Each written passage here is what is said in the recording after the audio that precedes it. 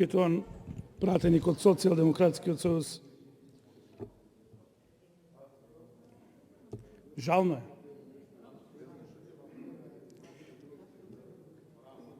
Пола од говорот го потрошив да ви кажам дека е абсурдно и многу лошо да ги плашите народот со плати и пензии.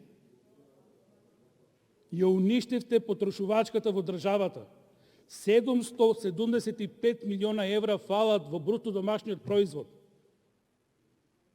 Луѓето не трошат, се плашат. Имате ли малку сенс за тоа што го зборувате? Наместо да ги охрабрите луѓето, вие продолжувате да ги плашете. Од позиција на власт ги залажувате дополнително со ваучери. Тоа е срамота.